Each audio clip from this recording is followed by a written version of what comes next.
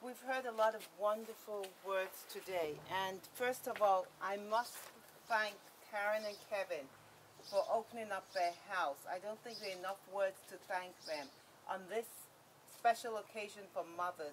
Instead of thinking of themselves, remembering the mothers that are without their daughters today, the daughters that are without their mothers today, those daughters that are in captivity, wondering when shall they be set free.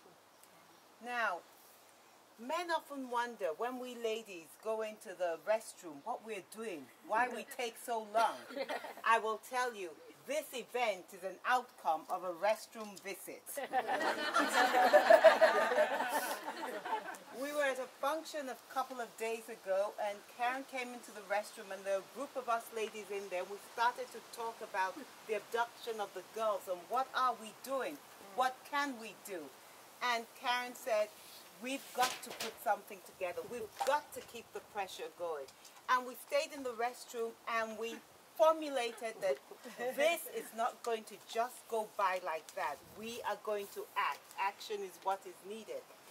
And the men were wondering, waiting, where are these ladies? And eventually, when we surfaced, we were like, what took you so long? Well, if you men are here today, this is what took us so long. So thanks again to Karen. I'm just going to run through some vital statistics that has been put out there by the UN, which you all probably know. But I think we need to remind ourselves of these statistics again today. Of more than 110 million children not in school, approximately 60% are girls. By age 18, girls have received an average of 4.4 years less education than boys.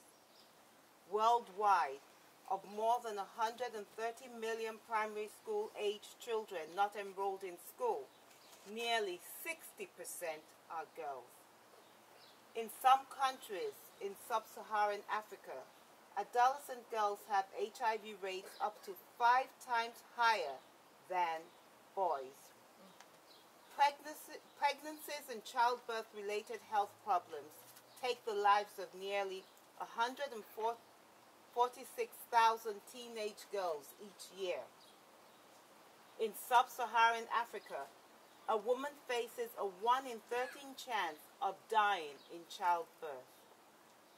In Western Europe, the risk is 1 in 3,200. At least 1 in 3 girls and women worldwide has been beaten or sexually abused in her lifetime.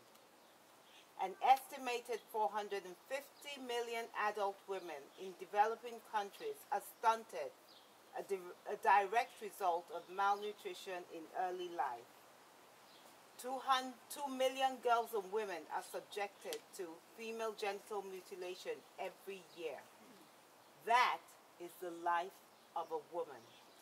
That, more so, is the life of a woman born in sub-Saharan Africa.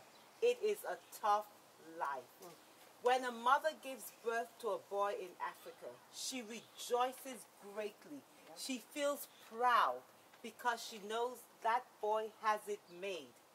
When she gives birth to a girl, she's happy, but there is this sadness within because she knows the struggle and the tough life that girl is going to face. But all that has to change. And that is what for years now, United Nations, other groups have been trying to change. We have been pushing for the girl-child education. And finally, it was beginning to take root in Africa, in sub-Saharan Africa. You started having mothers pressuring the fathers of their daughters. You must also send our daughters to school. And finally, the fathers caving in. And then you have an event like this. I can imagine in the homes where these girls who have been abducted, the quarrels that are going on, the fathers insisting, if only we had sent her, given her in marriage, we would not be in this situation. The mother feeling the guilt that what did she do wrong? What she wanted was the best for her child. An opportunity for that child to live in dignity, for that child to be able to sustain herself And yet, this is the outcome, the conflict that will be going on in their minds. And that is why it is important that we tell these mothers, you did not do wrong by insisting that your girl child go to school. You did the best you could. These are circumstances out of your hands, and we will not leave you alone. We will stand by you and continue to push that you make sure that every girl child has the same opportunity as every male child has in sub-Saharan Africa. And I want us to remember today all those mothers.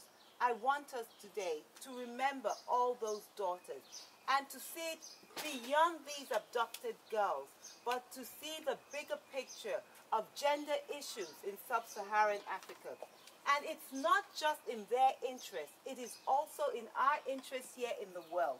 There is an economic benefit for the whole world if you educate the girl child. The woman is the bedrock of any family in Africa. If you educate that woman, you are uplifting the family. You are uplifting the community. You are uplifting the country. And you are uplifting the world at large. So I thank Karen and Kevin again for highlighting this important event. It does not end here. Go back. Whatever way in which you can help, we are in a global world. No one should stand alone. Nobody should be an island forgotten. Whatever you can do, no matter how small, no matter how big, it's in your hands. We must not let them stand alone. Thank you, Karen. Thank you, Kevin. Thank you all. Thank you.